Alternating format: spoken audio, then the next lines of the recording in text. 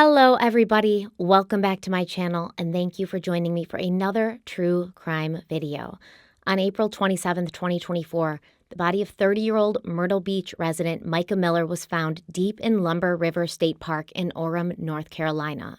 According to the Robeson County Sheriff's Department, Micah died from a self-inflicted gunshot wound to the head, and her cause of death was determined after a review of surveillance footage, an examination by the North Carolina medical examiner, and multiple interviews. However, there has been a lot of social media speculation about this case because, frankly, some things just do not add up, and the investigation has unveiled many troubling facts.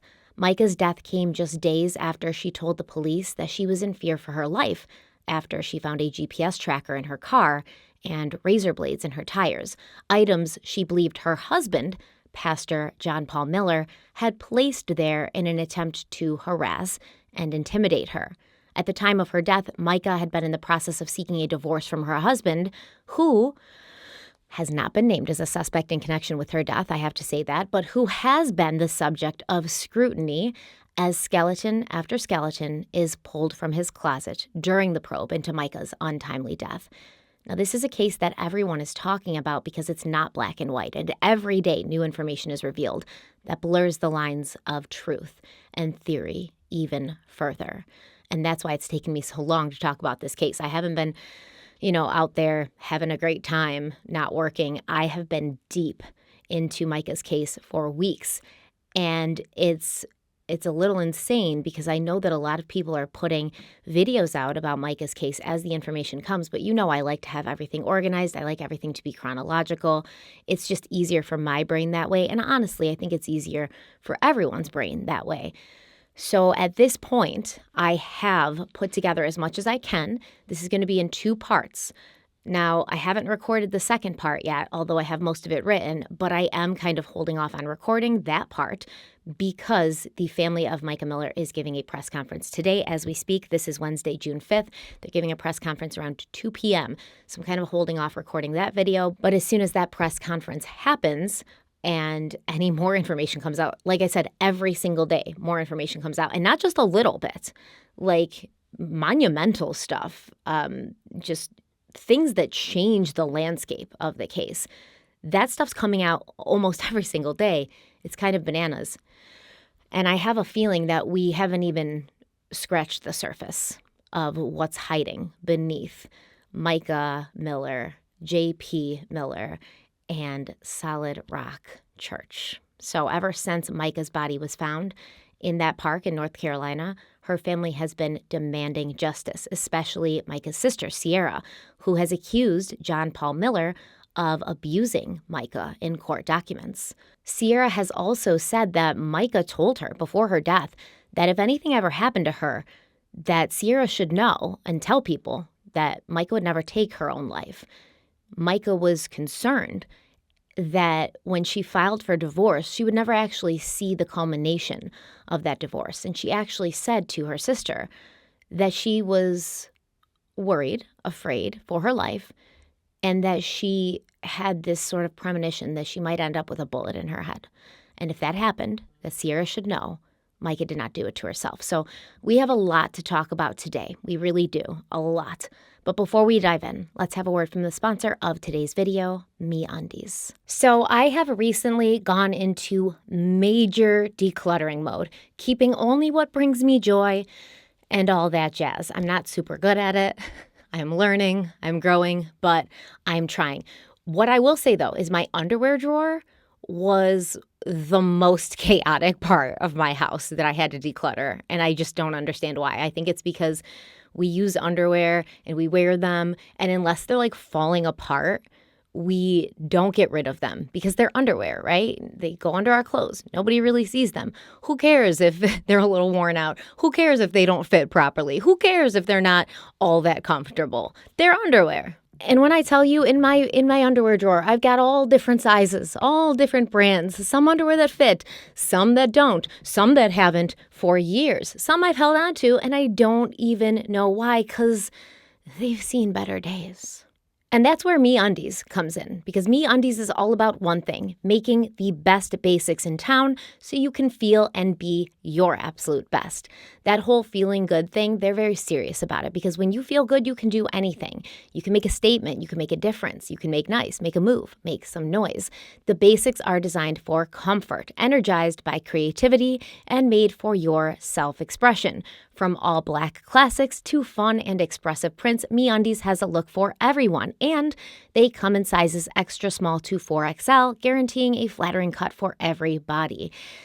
Everybody and everybody. And as a plus, MeUndies isn't just about the undies. They also have an amazing loungewear collection with joggers, hoodies, onesies, so much fun, by the way, the onesies, and more. And the fabric MeUndies uses is so soft, but also breathable, stretchy, comfortable, flattering, and perfect for all-day wear, whether you're spending a cozy Sunday on the couch, watching movies, or running errands on a Monday morning. They use only sustainably sourced materials and work with partners that care about their workers, and we love a company that stands behind their product. So if you don't absolutely love your first pair of undies, they're on the house compliments of MeUndies. So what are you waiting for? Because when it comes to comfort, MeUndies has you covered. Right now, you can get 20% off your first order plus free shipping at MeUndies.com/stephanieharlowe. Once again, that's MeUndies.com/stephanieharlowe. And don't forget, there's an E on the end of Stephanie and Harlowe. MeUndies has options for both men and women. So for my first MeUndies order, I went all black. I got a couple of the black bikinis and a hipster in black. And that's because, like I said, I'm trying to declutter. I'm trying to streamline. I want my underwear drawer to look very organized and like color-coded. I'm trying to really rework my outside environment to be more settled, more organized, more calm, so that my inside environment will hopefully match that. But they do have so many cute prints at MeUndies and so many great colors. Like there's this green color called Honeydew that I love. It's kind of a sage. It's beautiful. They have a pattern and it has little plant leaves on it, if you know what I mean. I'll put them on screen now. But I need that print. I need that print in the hipster. I love the MeUndies hipster. So, summer's coming, get some spring cleaning done, get some organization done, and put in your first order with MeUndies right now. And you're going to get 20% off your first order plus free shipping. All you got to do is go to MeUndies.com/stephanieharlowe. Thank you so much to MeUndies for sponsoring today's video, and let's dive in. There is so much going on in this case that it's really difficult to know where to start. But as always, to understand what happened at the end, we have to go back to the beginning. Mica was born on March 7th, 1994 in Wichita, Kansas to her parents, Father Michael Francis and Mother Angelita Salas. Mica was raised in Wichita with her 5 siblings, and in 2007, a 14-year-old Mica and her brother and sisters moved to Myrtle Beach, South Carolina with their mother and stepfather, and the family joined a church called Solid Rock. Now, at that time, Solid Rock was a fairly new church, having held its first service on Mother's Day in 2006, and that service was led by Pastor John Paul Miller, who was also the founder of Solid Rock Church.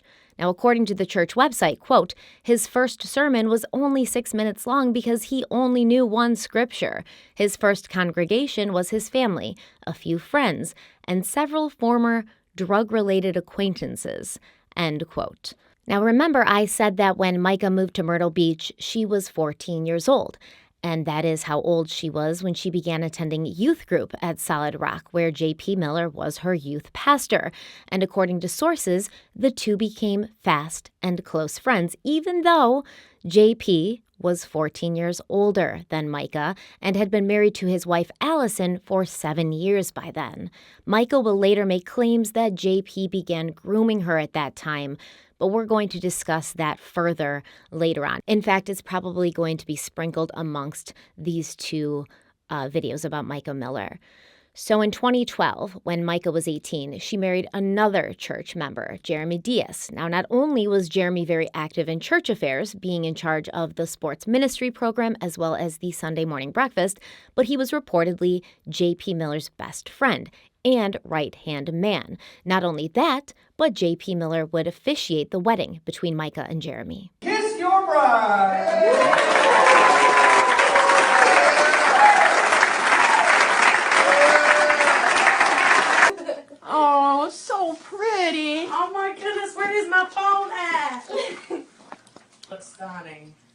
Elaine, you gotta help me get this on. Yes, ma'am. By 2015, Micah had moved up through the ranks of Solid Rock and she started to be given more responsibility.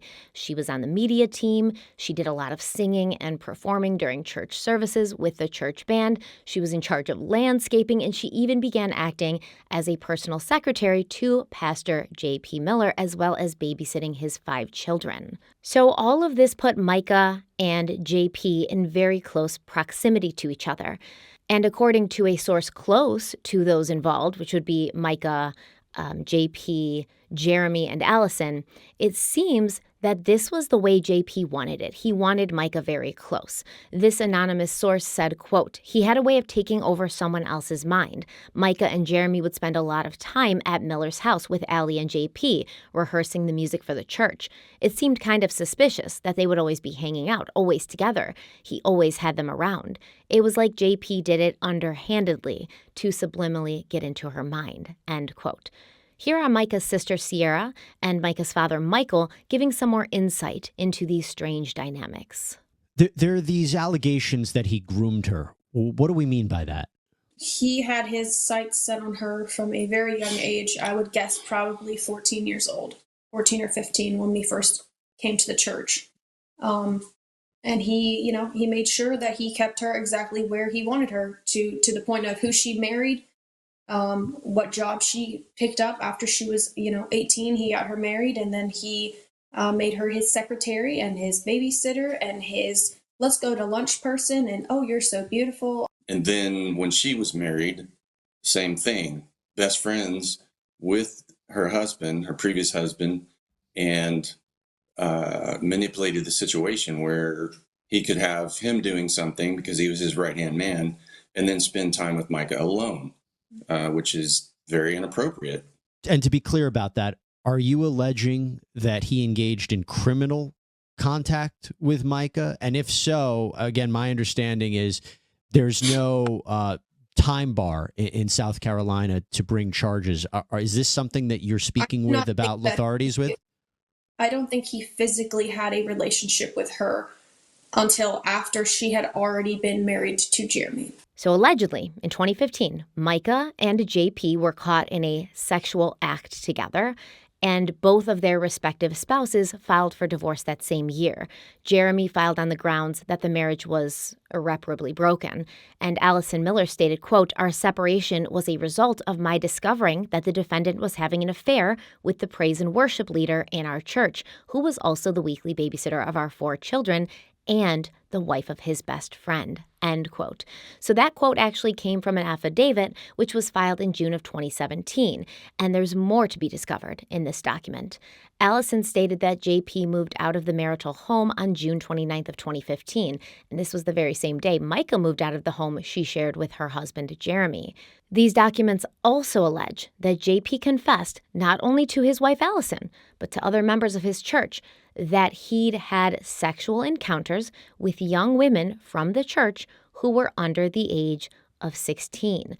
Allison stated, quote, "His marital misconduct not only destroyed my marriage, but also caused me to lose my church family and income, along with severely damaging the relationship between the defendant and our children.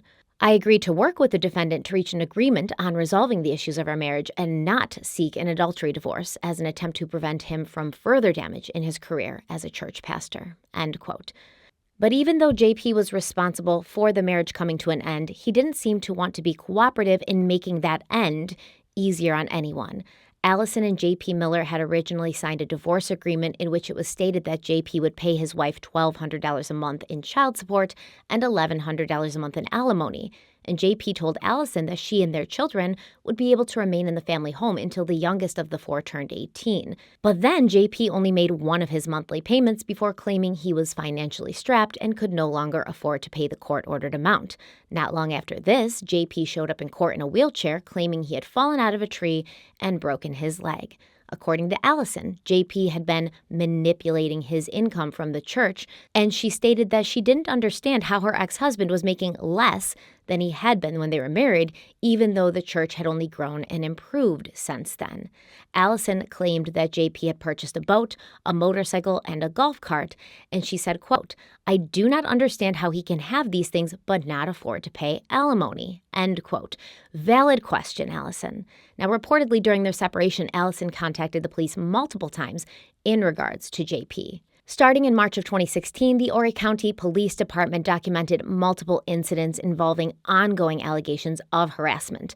Allison said that JP would constantly follow her to her place of employment, her new church, her home, and JP had begged her to spend 40 days and 40 nights alone with him without interference because he said it was God's will that he should move back in with Allison. A police report dated March 6, 2016 states, quote, "The victim says the offender uses redacted for an excuse to see her, and the victim feels sure the offender comes to her home when she is not there." Redacted is the name of one of Allison and JP's minor children. Several months ago, reporting officers responded to the victim's residence at the request of her father, who stated the offender was laying in the victim's front yard. The victim was not home at the time. For context, obviously, in case you missed it, JP Miller is the offender in the situation, and Allison, his wife, who he was going through a divorce with at that time, would be the victim. I will continue with the statement, which goes, quote, "At that time, the offender appeared to be under the influence of something and rescue was notified to respond. The offender refused treatment and said that maybe he got his medication mixed up and took his sleeping pills instead of his other medication. A few months later, the offender was at the victim's residence wanting to take redacted for ice cream, but the victim refused to let redacted go because the offender was injured and taking medication. The victim said the offender was in no shape to drive and it was not safe to let redacted go with the offender," end quote. And just for a small treat, I believe I have some footage of JP's meltdown in Allison's front yard. You all right, man? You okay? Huh?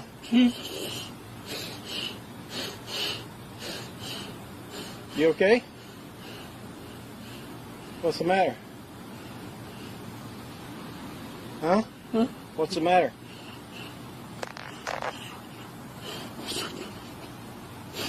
I switched my medication. Makes me go crazy.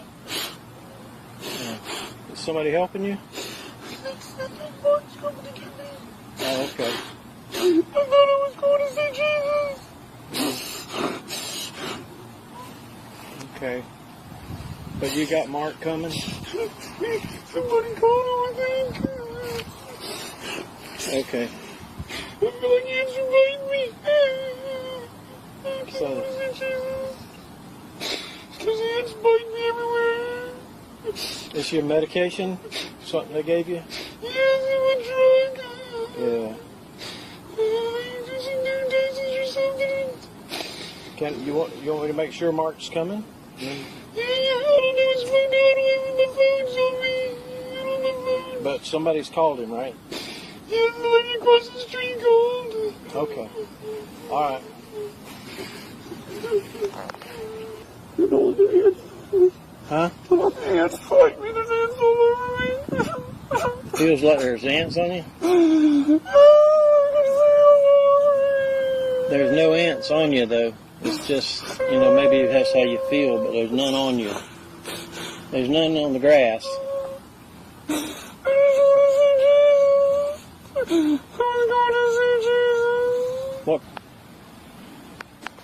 What an absolute clown. Am I right? Come on. Normally, I don't make fun of people who are clearly in distress, but you'll see. You'll see. I don't like JP Miller, and I think he's bad news. And I will say this, even before we get into the meat and potatoes of this video and the next, even before we really even touch on the issues with what happened to Micah Miller, JP Miller is not a good person, in my opinion. Not a good person at all. And there's a lot to back that up. There's a lot of supporting evidence for my statement just now, which, remember, is just an opinion, just my opinion. Allegedly, don't come for me.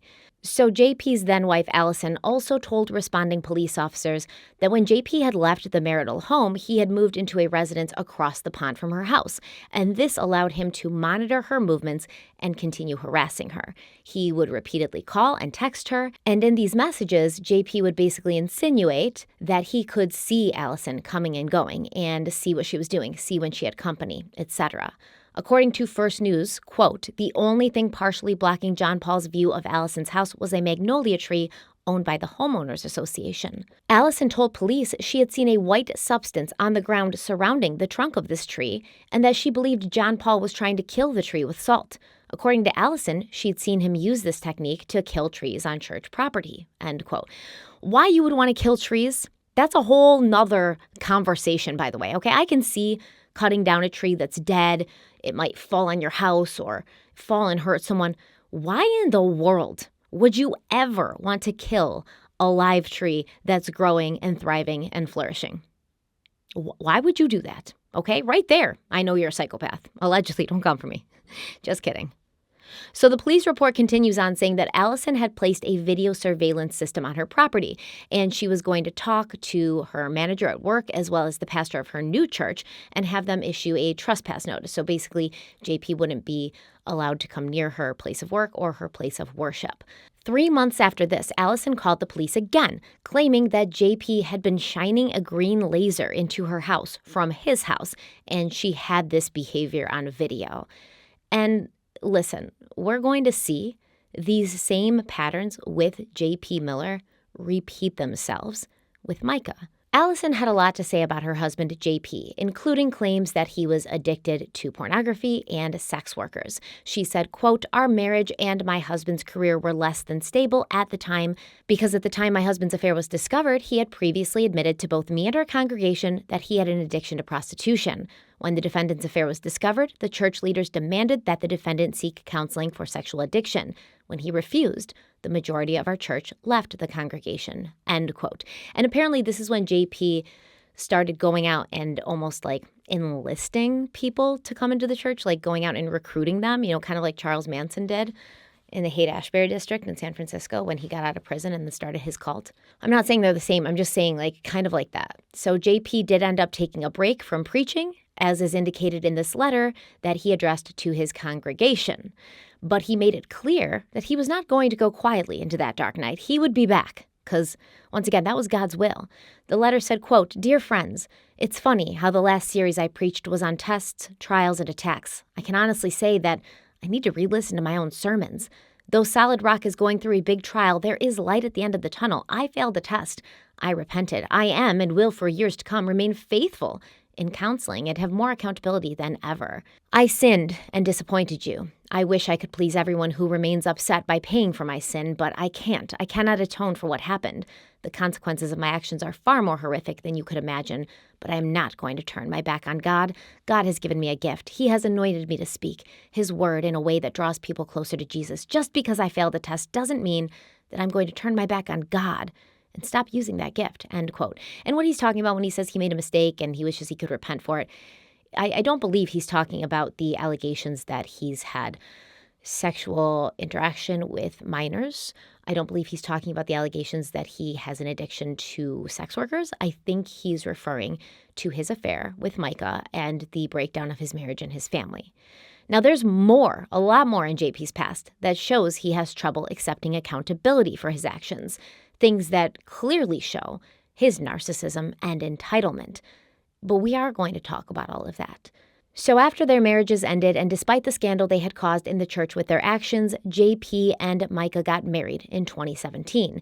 And it seemed as if they sort of expected everything at Solid Rock to continue on as it always had, business as usual, but the congregation was not so willing to forgive and forget.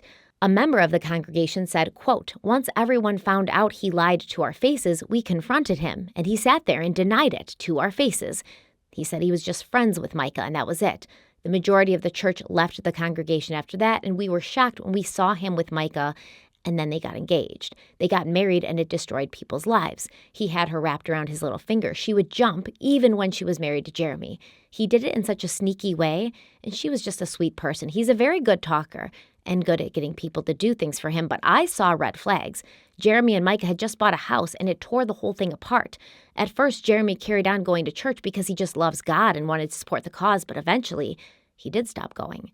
With Allie, it was like she disappeared. They were both so devastated. He was very, very controlling and vicious, end quote. And when this person says he was very controlling and vicious, they are obviously referring to JP Miller. I just wanted to make sure you understood that.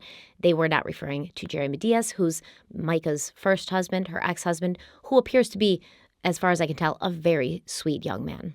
So Micah was 23 years old when she said "I do" to the 37-year-old pastor who she had known and been friends with since she was 14 years old. And that's where the grooming allegations come in, right? And I mean, JP and his lawyer deny that there was ever any grooming. And I do believe that this comes from a miscommunication because it was reported that Micah had claimed she'd been groomed by JP since she was 10 years old. And so JP and his lawyer come out and they're like, that's absolutely ludicrous. She didn't even move to Myrtle Beach until she was like 14 or 15. That never happened. It was a miscommunication. And Micah's sister Sierra cleared it up where she said, no, I believe that what Micah said was since 2010, not since she was 10, because there was notations made in a police report that Micah filed against JP Miller where she said, my husband's been grooming me since I was 10. And Sierra believes the police officer misheard and wrote down 10 when Micah said 2010, which is completely understandable. I have given reports to the police, and sometimes when I read those reports back, because they're like, read this and sign it, I'm like, what? Where did you get this stuff from? Why? I never said that. So that makes total sense. So Micah and JP, they get married. Their ex-spouses, Jeremy and Allison, leave the church, sort of just disappear. They're not a part of anything anymore. And they just kind of went back to the way things were. Micah kept working at the church. JP kept preaching every Sunday. And they had a relationship. But the marriage between Micah and JP was not all sunshine and butterflies. Not even close. According to sources, JP could be misogynistic and egotistical during his sermons, and he would discuss women and marriage in a way that made some people uncomfortable. He also seemed to think a lot of himself, and he fancied himself something of a stand-up comic, which is reflected in his sermons as he cracks dad jokes left and right, and laughs at himself, laughs at his own jokes. He loves it. You can tell. He loves being on that stage. He loves eliciting a response from the audience, and he loves himself. Sooner or later, you're going to have to learn to honor and humble yourself under an authority. You may not agree. This is really, really big, okay? You may not agree with that authority. You might not like the way the president does things. You might not like the way your boss does things. You might not like the way your husband, who's head of the household, does things. You might not like it, but that's not the point. The point is that God allowed that person to be in that position. God allowed that person to be put in that place. God called you to that authority, and he expects you to obey with a good attitude. Even if they're wrong, you should learn how to submit and keep on going with a good attitude. When we dishonor the authority God put in our lives, we're actually dishonoring God. The husband's job is to really hear God for the direction of the household and to bring the wife into agreement with that. The wife should always honor and respect her husband. Now, he might not be good in every area, but he's got a position in that household. He has a position that God allowed him to be in, that you chose for him to be in. You chose him. He's got a position there. The reason a lot of you don't have miracles in your home is because you don't honor the head of the household. After 5 years of marriage, Micah filed for divorce on October 8th of 2023 on the grounds of adultery, stating, quote, plaintiff is informed and believes that the defendant, John Paul, has and is currently engaged in acts of adultery with women whose names are well known to the defendant. Plaintiff has not condoned the adultery. The plaintiff would show that she left the marital home due to defendant's philandering as well as defendant's growing hostility towards the plaintiff. Defendant has threatened to throw plaintiff's belongings into the yard, locked plaintiff out of her own home, and has defamed and demeaned the plaintiff before a congregation of people, end quote. And this appears to have stemmed from an incident in November of 2022. It appears that Micah and JP had some sort of argument, and Micah went to stay with her sister Sierra, who didn't live in Myrtle Beach, but lived within driving distance of Myrtle Beach. So we're going to talk a lot about Sierra because she has become the unofficial/official spokesperson for Micah, along with their father, Michael. So Micah and JP get into some sort of altercation, some sort of argument. I believe it had something to do with JP having Mica committed to a mental hospital. Once again, we're going to talk about that in a second. So Mica leaves the house that she lives in with JP. She drives to her sister's house. And while Mica was with her, Sierra called 911 and reported that her brother-in-law, JP Miller, was sending threatening texts and saying he was going to take his own life. Now, just as a heads up to anyone who has ever been the victim of a narcissist or a sociopath, this is going to trigger you because it is textbook behavior. And something identical maybe didn't happen to you, but it is the framework for how narcissists behave, especially in situations where they're afraid they're going to lose their source. So Mica leaves the home. She shared with JP. She goes to her sister's house. Then JP starts texting Sierra. On November 16th at 9:30 p.m., he said, quote, "Can you please have Mica call me or Charlotte?" End quote. Followed by a text 6 minutes later saying, quote, "I'm on the way to your house. Be there at 12:55, end quote. Sierra responded back, telling JP, "Listen, don't come here. We don't want any drama." And she said, quote, "That was the pretense of Mica coming for a visit, that it was just Mica alone," end quote, which makes me feel like Sierra and JP have had maybe issues in the past, and Sierra did not want JP at her house, even if Mica and JP weren't fighting. JP responded in a douchebaggy way, "I'm only 3 hours away," just 3 hours away. Not responding to anything Sierra said, not saying like, "Oh, I'm not going to bring drama, I just want to talk." He's just like, "I'm coming. I don't care what you say, because I'm a control freak, because I have to be in control, because I have to intimidate and threaten people in order to feel like I'm worth anything." So Sierra told him that Matthew, who I assume is her husband, would not let JP inside. And she said, quote, "We aren't doing none of that tonight," end quote. JP told her that was fine. He said she could call the cops. And then he said, quote, "I'm armed. I'm ready," end quote.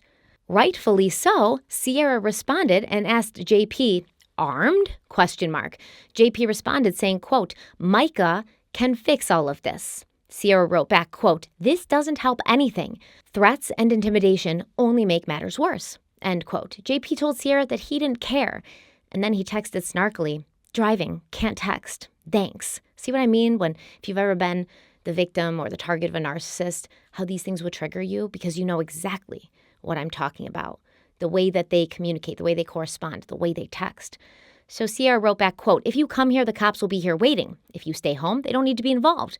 You can't make a threat about being armed and come to my home in the middle of the night. That's not safe for anyone involved," end quote. JP wrote back, quote, "Fined by me." I assume he meant fine. That's another thing that narcissists do in their text messages. Typos for days. I don't know if it's because they're in a frenzied manic state. I don't know if it's because they don't care. I don't know if it's because they're literally mentally unwell and they're just typing so fast and so furiously that they're not really caring if you actually understand what they're trying to say. But I assume he meant fine, right? So then JP started inundating Mica, his wife, with text messages, extensive, long-winded messages, going back and forth between professing his love for his wife and telling her he knew they could make it work, to threats and empty promises to change. Now, I'm going to read these texts to you in one straight shot because Mica didn't respond to any of them. Just paragraphs and paragraphs and paragraphs from JP. Mica's not responding, which is, I will admit, on one hand, the best way to handle a narcissist, but on the other hand, it's a tactic that is sure to cause a bruised ego in a narcissist and cause them to increase the intensity of their confusing, damaging, and harmful tactics. So JP said, quote, "All of this started because of one bad decision a month ago in Colombia. If I could turn back time, I would. We had the greatest marriage in the world. Until that one wrong choice, it can continue down that path, or we can have an amazing marriage once again. The choice is yours. Love you. If you come home today, we can take off the rest of the year and go to counseling every day, go to Iceland, do whatever in order to get well. I also desperately want a child with you. I'm just scared of this.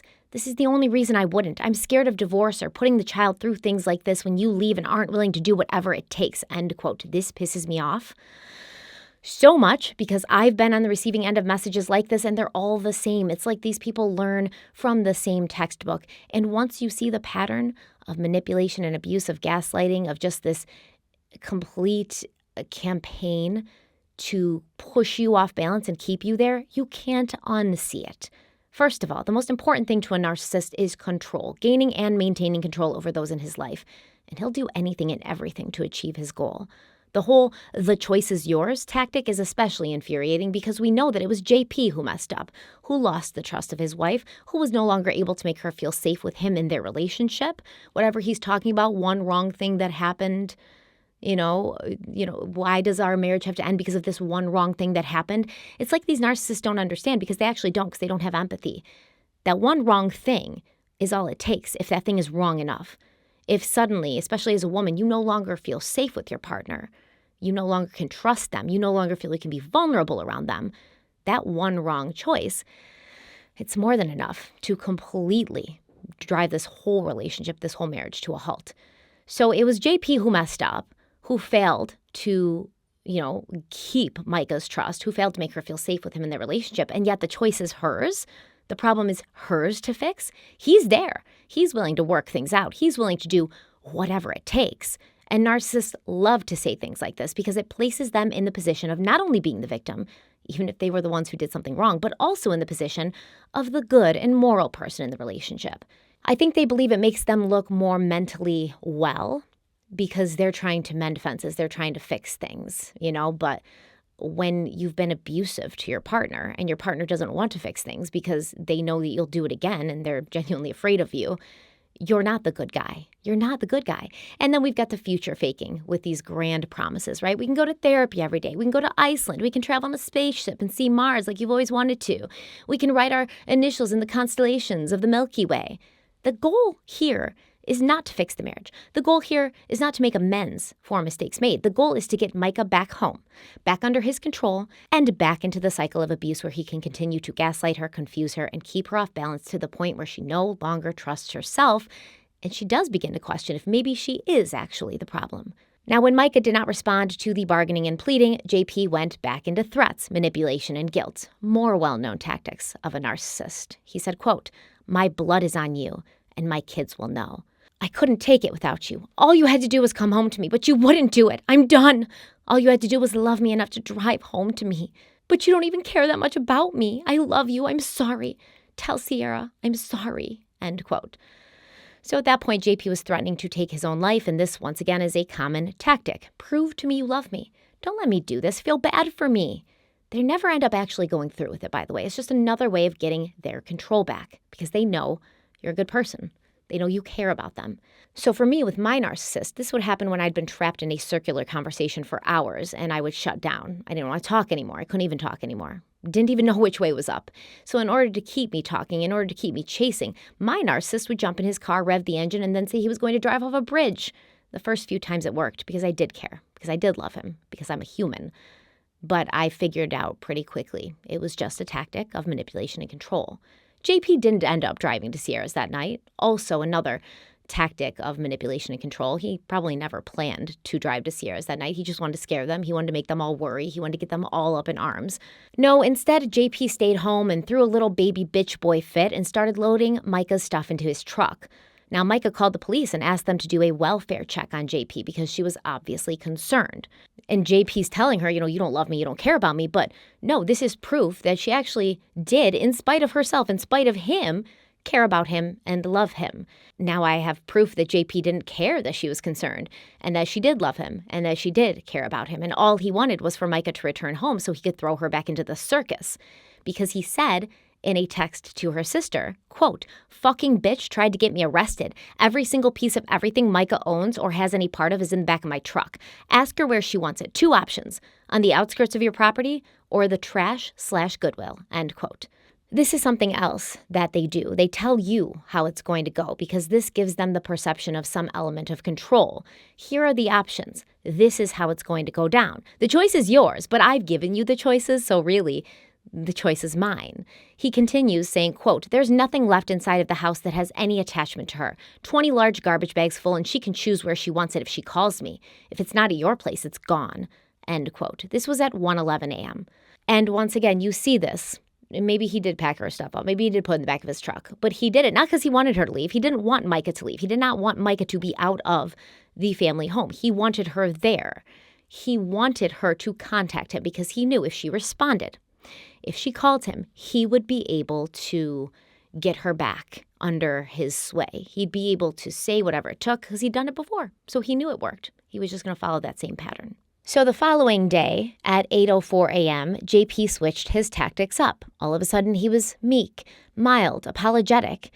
Dr. Jekyll and Mr. Hyde is what I always used to say. JP said to Sierra, quote, "If she comes home today, tell her I'm sorry. So sorry. I'll do whatever it takes. I'm sorry to you and Matt," end quote. Sierra responded saying, quote, "Why are you texting me instead of her? She was just coming for a visit until Tuesday. I even asked her first, did you know she was coming and was there going to be any issues? She said y'all were having a little bit of trouble, but you guys were fine and she was just coming for a few days and you knew where she was going. You are sending these corrective, kind-sounding messages, but still starting with an ultimatum. If you come home today, to what? Changed locks, shut off phone, and clothes and bags?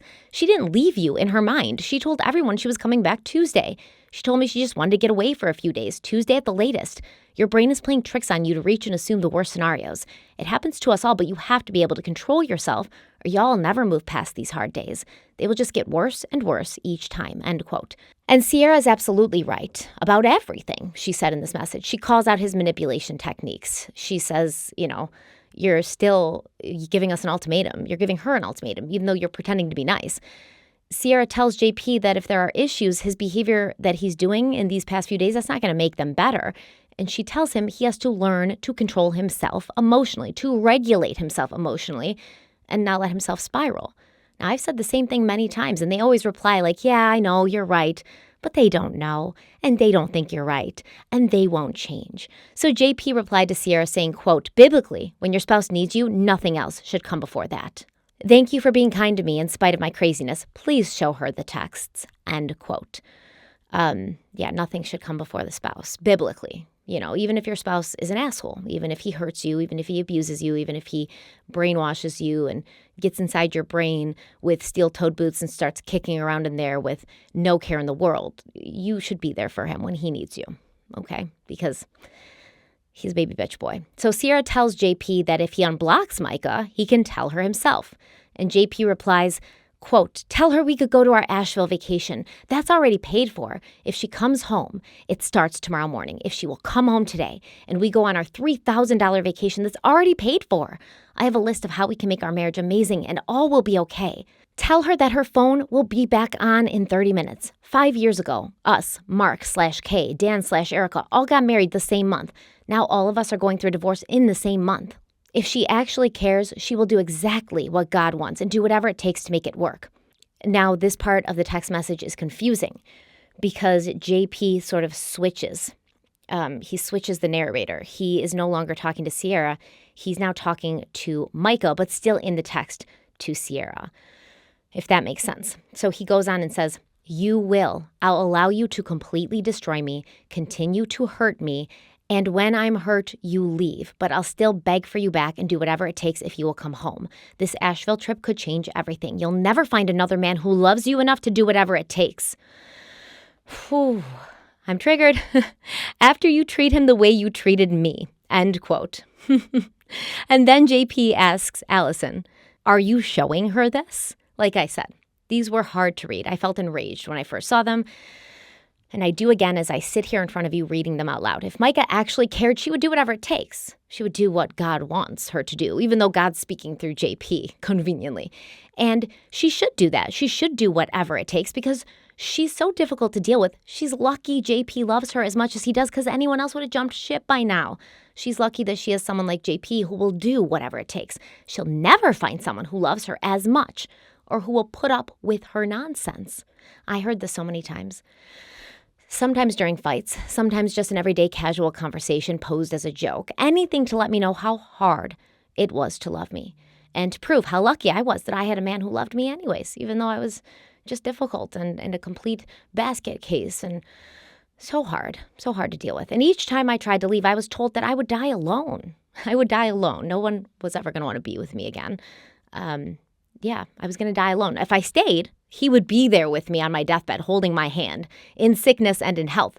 But he was my last shot of finding happiness, of finding a devoted and loving and loyal partner.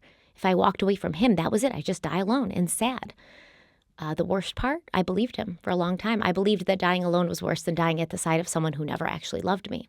And to be honest, I would rather die completely alone than holding the hand of a wolf in sheep's clothing. But actually, none of us are alone, right? We all have people around us who love us. Mica has her sister, her siblings, her parents. I have my children, my sisters, my siblings, my parents.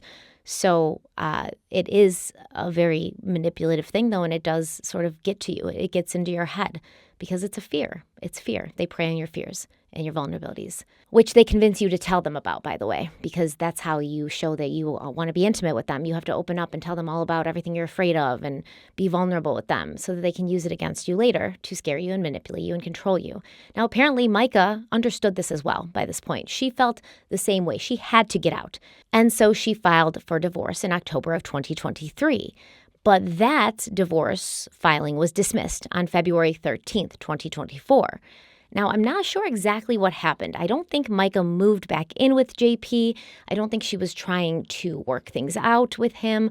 I believe they remained separated. Now, there is some reporting that during this time, Mica did text JP and say, like, oh, you were the best thing that ever happened to me. Like, our love is so special, things like that. I don't hold that against her at all. I did the same thing because they convince you that you'll never find anyone else and that they love you so much. And you end up feeling alone because they've integrated themselves into your life and into your soul so heavily that when they're not there, you kind of feel like you're missing a part of yourself. And they've made you so dependent on them that at some point you stand there once they're gone, once you have the space and the freedom, and you're like, I don't even know what I'm doing. I don't even know how to make a cup of tea right now. Like, I don't know how to function. So there is going to be that mental turmoil inside, that chaos. And when people say, well, why didn't she just leave?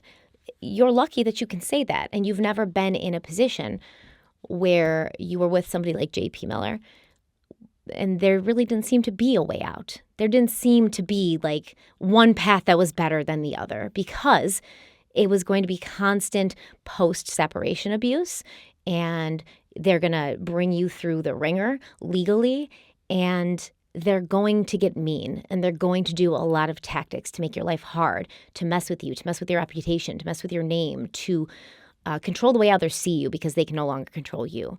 So yeah, you know that there's no easy path, and you just end up feeling complete anxiety about what to do. And so you end up going back to the devil you know.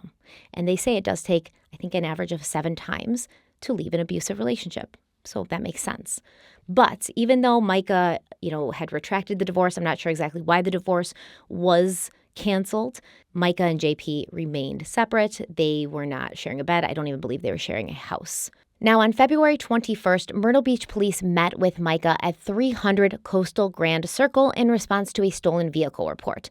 Mica told the police that she had been separated from her husband since January of 2023, but she said she had known him since she was very young and he had groomed her while she was working for him at Solid Rock. Now, this is where the police wrote he'd been grooming her since she was 10. Mica also told the police that she had been involuntarily hospitalized at the Waccamaw Center for Mental Health on February 8th, 2024. And according to court paperwork later filed by Mica's sister, Sierra, while her sister was hospitalized, JP once again removed Mica's personal items from their home and left them at the apartment of a woman named Diana Niosi. Sierra stated, quote, "My sister was not aware that her personal possessions had been removed from her residence until she was released from the hospital. Prior to her admission to Waccamaw, Mica was gathering and sorting the evidence she had to bring to her attorney for filing for divorce to support her claims against Mr. Miller, as well as to show his abuse, character, paramours, and associates he paid off or blackballed.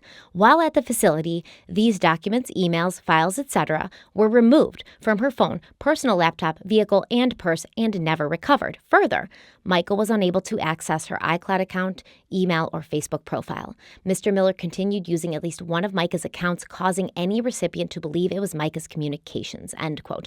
Remember that. We're going to come back to it in a minute, the internet activity. Back to the stolen vehicle report. Mica told police that she had parked her silver 2019 Honda Accord at the Neighborhood Market Walmart location on Walton Drive before being committed to the hospital. But when she was released on February 10th, 2 days later, she returned to the parking lot to find her vehicle gone. She told the police that she believed her husband had fraudulently initiated her hospitalization and then stolen her car while she was indisposed. The police reached out to JP Miller, who told them that he and Mica were not legally separated and that she was suffering from some mental health issues. JP claimed that Mica would experience what he called episodes on a regular basis, annually, usually around Christmas time. And when she was suffering from these episodes, she would become reckless and spend large amounts of money. He claimed that he had taken possession of her car so that Mica wouldn't sell it during one of these reckless episodes around Christmas, even though it was February, and JP said the car was marital property and he was unwilling to give it back to Mica for a month because that's how long her spells usually lasted. JP also claimed that Mica would stop taking her prescribed medication, and that is what she had done at this time, and that's why she had to be hospitalized, and that's why he didn't trust her with her vehicle, because she might sell it. She might just sell it to some person on the road for cash so that she could go on a spending spree without a vehicle. Now, according to Mica's family, this was not the case, that Mica was struggling with all these mental health issues, that she had stopped taking her medication, etc. Mica, they say, had suffered from mental illness. Do you know anything about that? Anything you could tell us about that? Because one of the things that Mr. Miller has said is he had this power of attorney set up for that reason. What can you tell us about what Mica might have been going through? So before Mica married John Paul, she had no signs, no history, no indications of mental illness at all. And why did she presumably agree to a power of attorney? Usually the person who sets up would have to agree to it and sign to it. He had every way to control her, and he was very good at manipulating the situation. And she thought that he would be doing the right thing. And she wanted to trust that Mr. Miller Jr. was actually doing the right thing for them, until she got away from him and had more time, when she spent more time with us, to peel off some of those layers and realize what was going on. And then she started becoming herself again and got a job and everything else, and was doing fine, and was happy-go-lucky self again, excited about the future, and which is something he did not like. Just very terrible. Did you have any idea after she filed for divorce from John Paul that did any sign at all to you that she was somehow spiraling down or getting worse? Or was she, friends of hers say she seemed hopeful and optimistic. What was your sense of her? Right. Absolutely. She was down, as one would be in that scenario, as far as having to start over her life and having her, as she put in one call, if this is my husband, I need some help, I need my medication, and he would not bring it to her. He got it out and didn't tell her. He picked it up, didn't give it to her, kept it from her, went to sleep anyway while she was waiting to try to meet him to get some. Well, I got an affidavit from Micah's father, Michael, who was actually on the show the other night. And in the affidavit, he talks about the fact that John Paul was going around saying that Mica was not taking her medication and that she needed to be hospitalized. And when Micah's dad looked into it, he found out that she was really deciding to take just one pill instead of two pills, which is something that she was very much allowed to do. So he found at that moment and throughout a lot of their interactions that, according to him, John Paul was exaggerating a lot of things and making up things so that he could, in fact, get Mica hospitalized against her will. So how did she end up being admitted against her will? Well, he actually had a document. It was John Paul who admitted her, who signed the paperwork. But he showed Mica a document, and this is according to Mica's dad, but there was a document that he had shown also to Mica's father that showed that the power of attorney would be still in Mica's dad's name and also in her brother Nate's name, so that if somebody had to get her out of there, they both had the power of attorney, as well as her husband. That document was never notarized or filed, but it's something that Mica saw. Was it a real document? Did her family actually agree with these things? No, it was never filed. It wasn't signed by them. It wasn't notarized. So it's not a legal document, but it looked like a legal document. And basically, initially, according to Michael, to Mica's father, he was told that there was, in fact, that his son was signing the document. So it just was sort of a tangled web of lies, according to alleged by Mica's father. Now, ultimately, the police made the determination that the Honda Accord was marital property. Therefore, no criminal offense had been committed. Now, this was not the first time that Mica had been a patient at Waccamaw Mental Health Facility, because according to a police report dated November 28, 2022, Horry County police officers responded to a call of a female locked in a bathroom at that facility. But when they arrived, they found Mica Miller in the passenger seat of her husband JP's truck. And I guess they were talking, but officers noted that JP was trying to take Mica away from the scene. And when they tried to speak to Mica, JP would interrupt her answers. He wouldn't let her talk to them. Now, employees at the facility told police that Mica had appeared to be extremely weak when she'd been inside the building, and she had passed out in the lobby and in the bathroom.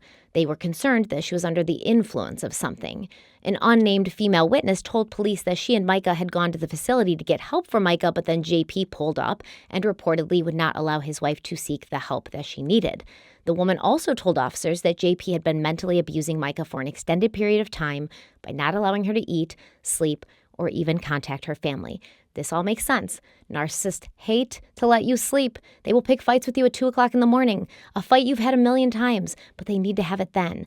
And they will isolate you from your family because your family will notice what they're doing to you, and they'll tell you to get out, or they'll question what's happening in the marriage. And then that's giving, the victim an outside perspective that the offender, JP Miller in this situation, allegedly does not want his victim to have. So according to this woman, this source that was with Mica at the hospital, Mica had attempted to leave her husband and go to Cherokee County for mental health treatment. And after she left JP, he allegedly had a mental breakdown and stated he was suicidal, resulting in the Myrtle Beach police having to perform a welfare check on him. So this was the whole issue with Mica going to Sierra's and then JP texting and saying he was coming and he was going to take his own life and he was armed and ready. The initial Mica trying to leave him and go to Cherokee to get mental health treatment and then going to Waccamaw to get some mental health help, that happened around that same time, and I believe that's what prompted it. So the police were finally able to get Mica away from JP and talk to her without his interruption, and at that time they determined that she would probably benefit from a psychiatric evaluation and she needed to stay at the hospital, which JP did not like. The police wrote in their report that he was unhappy about being separated from his wife. Another interesting fact from this police report is that while all of this was going down, JP reportedly called someone named Lieutenant Wilson twice, and he told the responding officers that they would be getting a call soon. So it looks like he was trying to call in a favor from somebody he knew at the police station or somebody on the police force. I don't know if it was in Horry County or what, but that's interesting. That's interesting considering where we're at now. And I would be very interested to know who Lieutenant Wilson is. If anybody's found out, I wrote it down so I can look into it myself, but let me know in the comments if you guys know. On February 23rd, 2024, JP Miller filed for a legal separation from Mica, but apparently he didn't actually want to be separated at all because the following month, Mica called the police for more than one incident, claiming that JP was harassing her and he was somehow tracking her location. Mica filed a complaint and motion for a restraining order against JP through the Surfside Magistrate Court, and the paperwork required that at least 2 reports from the police be attached to show a pattern of stalking harassment, and Mica had attached 3 police reports. The first incident happened on March 3rd at a restaurant in Horry County called Wicked Tuna at around 1 p.m. Mica told the police that her husband JP somehow seemed to know where she was at all times, and he'd made sure to let her know that he knew it. Mica said that JP had sent her multiple texts that day, starting with telling her to enjoy the oysters when she was at an oyster bake with her family that morning. Another text from JP asked, quote, "How was Valorius?" And Mica had been at her new church, Valorius Church, earlier that day. The second report came in on March 5th at 7 a.m., where Mica claimed that JP had been harassing her with multiple emails, calls, and texts, and that he'd put a thick razor in her passenger side tire, resulting in her having to purchase a new tire. The third report was from March 11th, when police met Mica at the Springmaid parking garage. She told them that she'd found 3 or more razors in her tires and that JP had keyed the back of her car.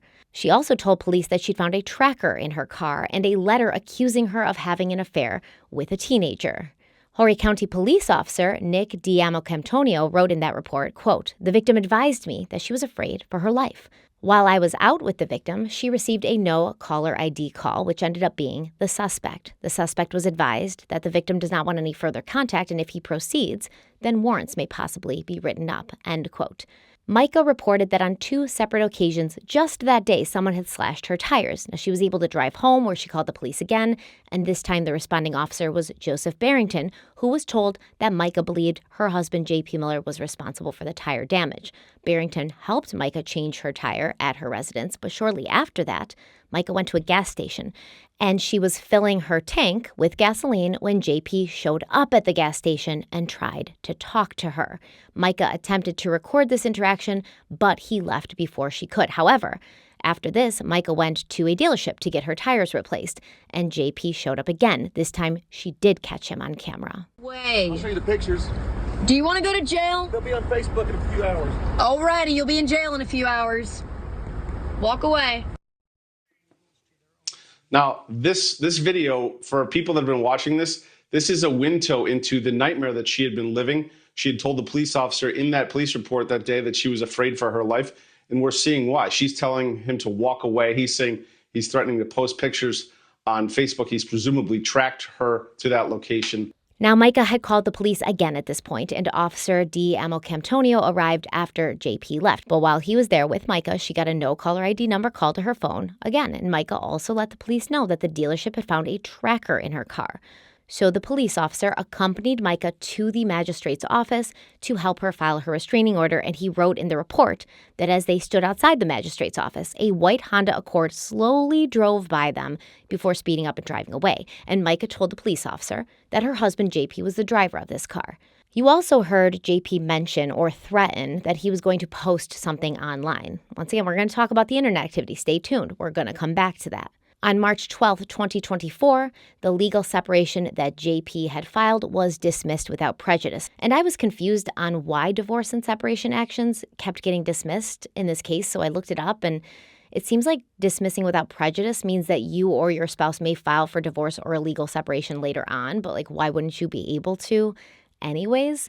I'm not quite sure, but either way, I don't know why Mica filed for divorce and then it was withdrawn. Why she filed for separation, it was withdrawn. Why he filed for separation, and it was withdrawn. I'm not exactly sure why they were doing that, besides the fact that, it was probably a lot of chaos, a lot of being off balance, a lot of stress, a lot of not knowing what Mica wanted, and a lot of JP trying to convince her that things would be better if she just gave it another shot. So the very next day, on March 13th, someone from Solid Rock Church filed a police report alleging that Micah Miller had transferred donation funds from the church's Zelle app and Cash App accounts to her personal bank account. Now, reportedly, the donations, which totaled $1,199, had been meant for the church's nonprofit organization called the Dare to Care mission. According to the website, Dare to Care is the vision and heart of Micah Miller, and a ministry under Pastor John Miller dedicated to building the kingdom of God in Kenya. Quote, "While we do many local works in Horry County, South Carolina, this particular mission work is mainly focused on the children of Jabbrock. We aim to have 100 children receive a Christian education, 2 meals each day, and know to take their faith in the Lord Jesus Christ back home to their parents." This kind of sounds like indoctrination, right? Take your Christian faith back home to your parents. Jabbrock has very few Christian families, so by starting with the younger generation, we hope to reach thousands within the next 20 years. Wow. Yeah, it is. The post continues and says, "For $300 a year, you can send a child from Africa to Faith First Academy," end quote. So police concluded that there was not enough evidence to pursue charges against Mica for this alleged theft. And once again, according to her family, Mica did not take any funds from the church. Why he says, and correct me if I'm wrong, why he says he had to set up the power of attorney, he was concerned about whether Mica would be taking money, because there was this allegation that Mica was a suspect in the theft of $1,200 in donations for the Solid Rock this missionary efforts. I understand you want to clear the record up on that. That was investigated. I have seen, police excerpts on that, and from what I've seen, to best of my knowledge, it said that that was just a domestic dispute, and there was no criminal charges to be filed.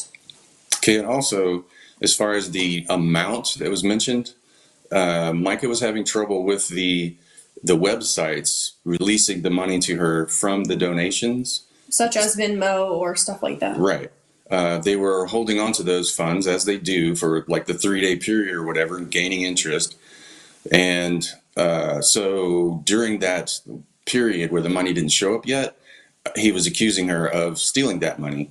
And then after the fact, after she's passed, all the money showed back in except 1 penny. Not to mention that the money wasn't money that was donated and she was stealing it. This money was, hey, I've put $600 out of my pocket with the intention of, hey, you know, I will be reimbursed from this because that's what she was told.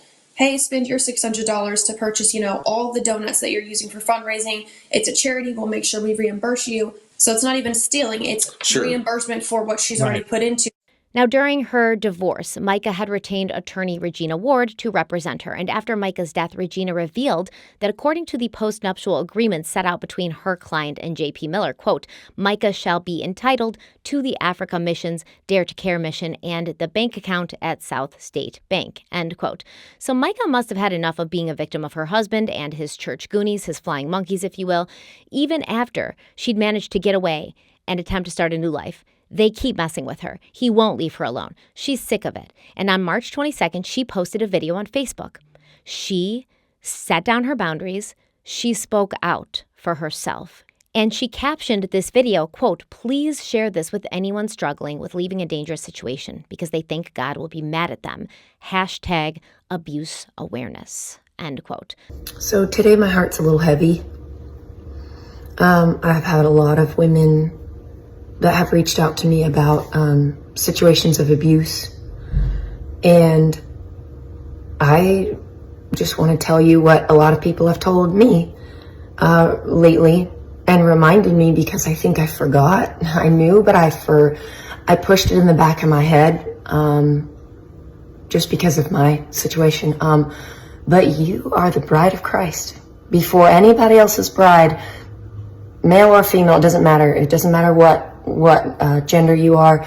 Abuse is abuse. And you are the bride of Christ.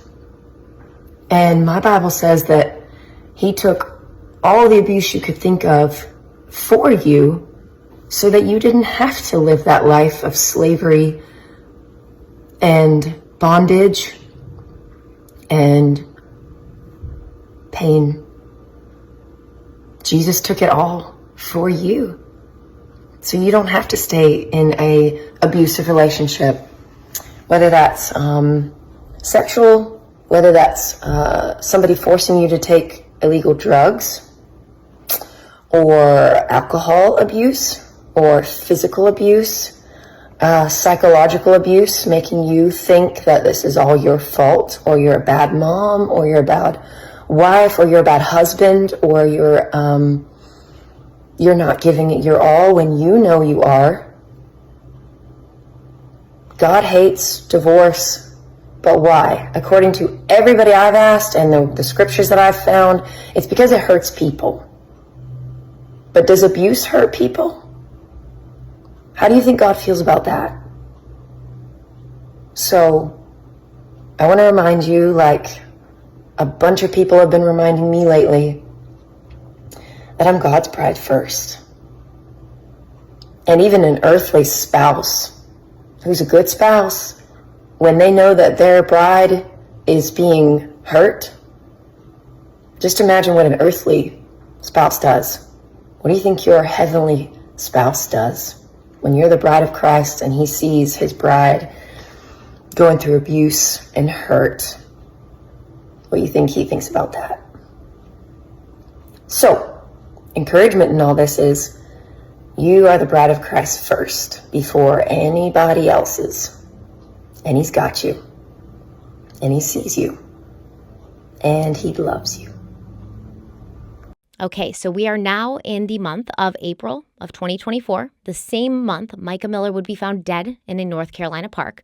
On April 8th, Micah contacted the Myrtle Beach Police Department again to report that she had seen a nude picture of herself posted in a Facebook group. She believed her estranged husband was the one responsible for posting it.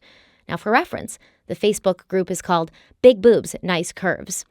I don't know if that helps, but even though Micah was able to prove that she had sent this photo to her husband, JP, months prior, since it had been posted anonymously, the police said they had no way to prove who had been behind it. The police are useless in situations of domestic abuse for the most part, by the way. I just want to say that. I guess it depends on what state you're in, but they're pretty useless for the most part when it comes to that. And I don't think it's really their fault. I think their hands are tied. I think it's just a bad situation. I think the laws do not protect victims. I think family courts are not set up to protect victims. I think divorce court is not set up to protect victims. And you'll just continue to get victimized throughout this whole separation battle, custody battle, divorce battle. But it is what it is. Okay? It is what it is. They had no way to prove that the one person who'd been sent the photo had been behind posting it. However, JP himself admitted to posting that photo in a letter he wrote to Mica. He said, quote, "I'm sorry for putting a picture of you on the internet. It was for less than 1 hour and immediately taken down." Okay, it's all better now, JP. What is wrong with him? It was only up for an hour. I completely betrayed your trust in every possible way. It was only up for an hour and then I immediately took it down. But by the way, dude, if it was up for an hour, you didn't immediately take it down, okay? You didn't. Anyways, this clown goes on to say, quote, "I was hurt that you were telling everyone horrible, intimate details of my past sin, and I just wanted to try and hurt you. Please forgive me. It was evil of me to do that," end quote. I was mad that you were telling people the truth about me. That's what he means. I was mad that you were exposing me for the bad person that I am because I wear a mask to the world and I never want them to see the real me. I was mad at you for telling the truth about me, so I did something to you that you did not deserve. Please forgive me. It was evil of me to do that. Please forgive me. Apparently, JP was very put out by Mica telling the truth, her truth, and talking to anybody about him, honestly, because he spoke about this in his sermons, indirectly, of course. He never said her name. But, we know. And remember, JP Miller, he's not just a pastor. He's a stand-up comedian, the funniest damn pastor / stand-up comedian you'll ever meet. And Elijah, he had some men with him that were stronger. They could have taken care of those guys, but they just let it go and kept on going. And in verse 24 it says, "Then 2 female bears came out of the woods and tore to pieces the 42 boys." Now, I got some people I would love to see torn to pieces by some bears, okay? I have some enemies. I'd like to buy them a ticket to the zoo and just pray and see what happens, when they get by. Anybody got any? No, am I the only one that has an enemy in my life? Jeez, it's amazing what one crazy woman can do to a man of God. One woman is scarier than 450 men coming after you. It's not my fault. It's either the woman or you brought her into my life, God. You know what? If you hadn't have brought her into my life, this wouldn't have happened. I know I prayed and I prayed and I prayed for this person to come in my life. And I know you answered the prayer, but God, you should have known better. Last year, my wife, they went to Africa, had a wonderful trip, amazing trip. And she came back with the idea to start a school in Africa. And 6 weeks ago, she goes in the hospital, gets out, and just leaves. Just completely leaves me, leaves everything, drains the bank account, and goes. And guess what? While you're talking bad about me out there, I'm building a school in Africa for over 100 kids to be able to be fed. I'm just doing that. I'm doing the work. Now listen. So while you're talking about me on Facebook, look up in the sky and you'll see a Solid Rock logo on a plane. That's me going to Miami. Your pride is as bad as witchcraft. And just so you know, witchcraft, a spirit of witchcraft, is somebody that uses words to deceive others. You'll see it on Facebook. You'll see it in videos people make. You'll see it in conversations. The more they use their words to try to deceive, it's a spirit of witchcraft. And it's a prideful spirit. And here's why. Has God allowed a catfish to be put in your tank today? I got a shark, great white shark in my tank. Just and upright people don't attack other people publicly. It's not, they're not honorable people. If they're doing it publicly, if they're on Facebook, if whatever it is, you have to recognize that there's something wrong with that. There's something in their heart that's not right. And they're not going to be honored by God for doing that. I just pray for myself today, Lord, and I just pray that you heal my heart. I don't want to live with the anger, unforgiveness. Bless those who curse you, pray for your enemies, things like that. And so I just wanted to sing this really quick and see if it encourages you. I hope it does. But it says, I pray for your healing. The circumstances would change. I pray that the fear inside would flee in Jesus' name. I pray that a breakthrough would happen today. I pray miracles over your life. In Jesus' name, in Jesus' name. So pray for those who curse you. Bless those who curse you. Speak well of those who are not speaking well over you, because God sees all, God hears all, He knows all. And if you keep your heart right and His will be done, not yours, it's all going to work out. So I hope it encourages you today. I want to give you some fruit of having a nasty heart. So here's 4 things that happens when your heart is corroded and you don't even know it. The first thing is this, is you begin to gossip and speak negatively, especially of the person that did you wrong. The very person that did you wrong, you want to talk about them and just talk. And there's a really weird idea that a lot of women have. It's so weird that women have this. Christian women think, well, I need somebody to talk to about these people that hurt me. I need somebody to talk to. If you want to talk about your own problems, the Bible says confess your own faults one to another, then you can be healed. But if you're going to talk about somebody else, that's a demon actually right there. So if anyone calls you and says, listen, I need to tell you about what my husband's doing, my wife, you can say, listen, here's what the Bible says you need to do with that, because that's a demon. So there you go. Okay, I feel much better already. Okay, point number 2 is this, is if you react back on Facebook or email or text. If you look at your emails, text, or Facebook, and someone said something or did something, and you think, you know what, I need to respond and react, you don't even need to react. When there's an enemy out there, don't even waste your time. Don't even waste your time. Okay, it's such a waste of time. That's such a lack of character on them. Just let it go and keep going forward. Third thing is this, if you pray God's wrath or manipulative prayers, Lord, just heal them of all the horrible things, and they're just God, I want you to deal with them. Okay, God's going to deal with you the same way He deals with them. Mercy, grace, and try to bring them to a place of repentance. Point number 4 is this, is if you have a desire for them to fail. If you desire for them to fail, you're avenging yourself. You should desire for them to come to Jesus. My job is the only job in the world that I can think of where I'm required to not respond when somebody attacks me or says something. It's the only one. At the president, you can say whatever you want to. Construction worker, teacher, own your own business, you can respond. But because it's a lack of character to really respond, that's what I have as a pastor. I just have to shut my mouth. This is the worst sermon I've ever preached my whole life. I can't stand it. I just want to give the altar call and quit now. One day, listen, if you ever want to know what I'm going through in life, it's always about what I'm preaching about. God is so to do that every single time. One day I'm going to preach about getting rich, strong, healthy, and finding a hot wife that loves Jesus. That's what I'm going to do. That was wrong. I told you I shouldn't be here today. I told you. Now, let me tell you from experience, a narcissist does not want you to have a support system next to you or behind you.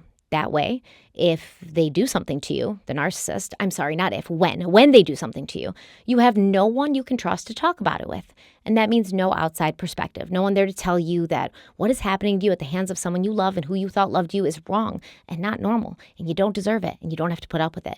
They hate when you go to others with your relationship problems because it threatens their public image of the nice guy that they project to the world, the image of the person that they are definitely not in real life, but who they desperately want everyone to believe that they are. On April 9th, 2024, a day after Mica went to the police because her husband was violating her privacy and sharing private photos of her online, she posted on Facebook, quote, "When a terrible, terrible thing happens to you, you all know what I'm talking about, RFF, resting peace face," end quote. The following week, on April 15th, Mica filed for separation from JP Miller, and a notice went out to JP on April 23rd informing him that a hearing had been scheduled for June 5th. But that hearing would never happen because on April 27th, Mica Miller was found dead with a bullet in her head at Lumber State Park.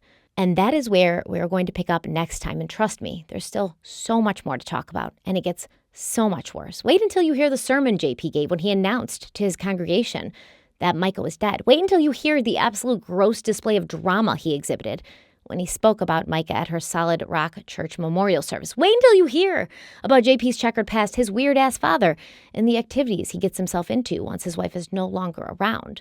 But before we go, we do have to do Stephanie's Small Business Showcase. And if you follow me on social media, you might know that I have recently welcomed a new addition to our family, a little golden doodle puppy named Alfie, who has quickly pawed his way into my heart. And today's small business comes to us from Laura Twig, owner of Fluff Pet Care. She says she specializes in pet tags for dogs, cats, and sometimes even horses. She started out doing hand stamping and now engraves the tags, and this allows her to be even more creative with her designs. Laura started her Etsy shop out of her basement after breaking her ankle in 2017 and having to take time off from work. She now has an official office space, and she's so happy and so grateful that she can do this every day. And best of all, she gets to bring her pups to work with her every day. Laura gathers her inspiration from her own fur babies, movies, TV shows, and creepy true crime pods. Laura's based out of Windsor, Canada, and has an Etsy shop where you can explore all that she has to offer. I love these tags because they have a function, right? Which is to make sure your pet gets home to you safe if they ever wander off or get lost. So you can have their name engraved on the front. You can have your contact information engraved on the back. But they're also so cute and unique looking, very high quality, bespoke, if you will. And everyone loves a bespoke puppy or cat or horse. They're all different metal finishes, silver and gold, different sizes. She can even engrave designs and pictures to add that extra something special for your extra special fur baby. She has one that says Saint, and there's a little halo engraved above the S. There's one that says West, and then background there's stars and a mountain range. I'll be putting these up on the screen so you can see, but they're beautiful. And I want to get one for Alfie and also Doc, Val, and Rosie because I can't just get one for Alfie. They'll be sad and jealous. We can't have that. No puppy left behind. Thank you so much to Laura for reaching out to me and telling me about her small business so I could share it with all of you. Make sure you go and check out her shop. Link is in the description box, and let her know that I sent you and that we're standing behind her and supporting her work because it clearly adds so much happiness and value to her life, and that's what we love to see. So thank you so much for being here with me today. Don't forget to like this video if you liked it. Share it if you think it's worth sharing. Subscribe if you haven't already. And until next time, stay kind, stay beautiful, stay safe. I'll see you very soon. I love you so much. Bye.